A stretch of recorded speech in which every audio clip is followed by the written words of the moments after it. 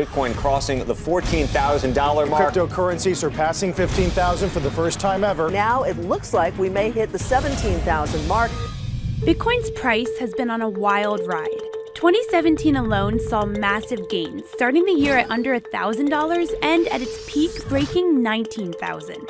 As Bitcoin's popularity surges and its price rises and falls, more and more people are asking the same question. How does Bitcoin, something that's essentially invisible and intangible, have value? That answer starts with basic economics. In econ, one easy way to think about value is like this. Something has value if it checks the following two boxes: scarcity and utility. Scarcity just means that the supply is finite. And in the case of Bitcoin, there's actually a set cap on the number of Bitcoins that can ever exist, 21 million. Ben Yu, a blockchain expert living in San Francisco, says this set cap makes it more desirable than other assets, even gold. We can have things like the California gold rush, where people find an enormous supply of gold just by accident somewhere, and that can dramatically increase the supply over time. And so it begins, the great gold rush to California. Or technological increases make it far easier for us to mine gold. So we actually see that today. We mine gold at 4 times the rate that we did just 100 years ago. So if Bitcoin checks the box for scarcity, what about its utility? Bitcoin's utility lies in its potential to be a more efficient currency or commodity than we already have. Proponents say it's useful for a number of reasons. First, Bitcoin's decentralized, meaning no bank, government, or single person has control over it. It can't be toppled by corruption at the top.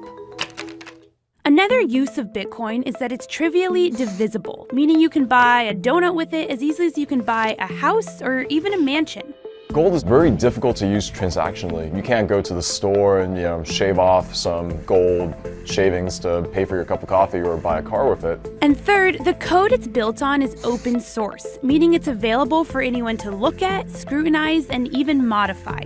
But as you may have noticed, none of those uses are intrinsic, and that's a point Bitcoin skeptics love to make.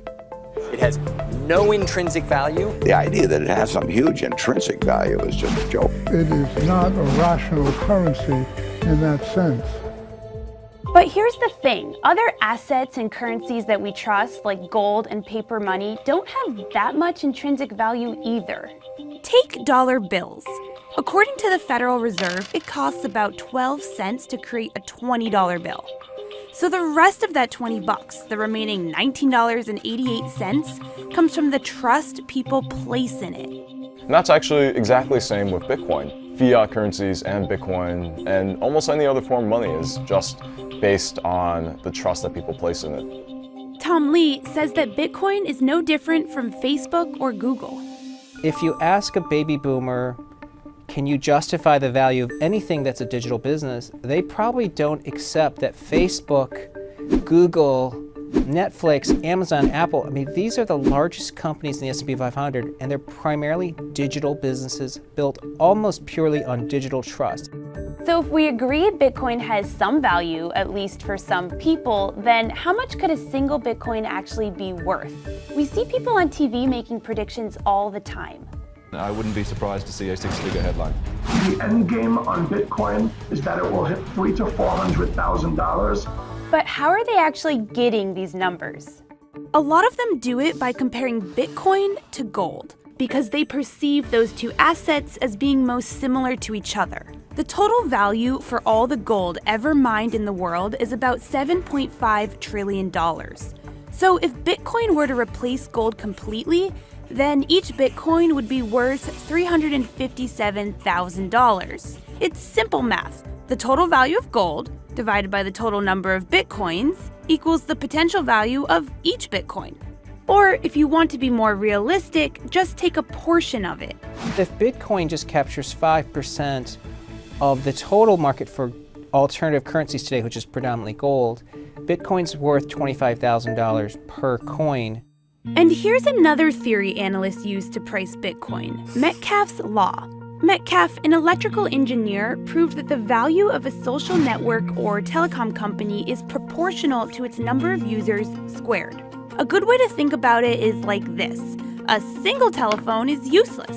but the value of telephones increases exponentially as others get phones. Metcalfe's law holds for Facebook using 10 years of data, and Tom Lee says it holds for Bitcoin. Since 2013, 94% of the value of Bitcoin's been explained by just those two variables. Ultimately, Bitcoin's price will depend on the demand for it. If people believe in it and continue to buy it more than they sell it, then the price will rise.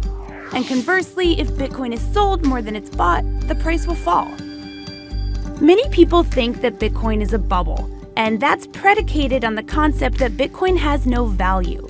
But there's reason to believe that that isn't true. By definition, Bitcoin is scarce. And the crypto may have utility as a superior way to store and exchange wealth.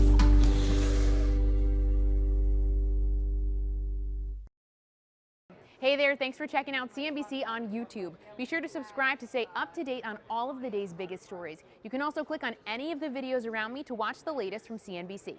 Thanks for watching.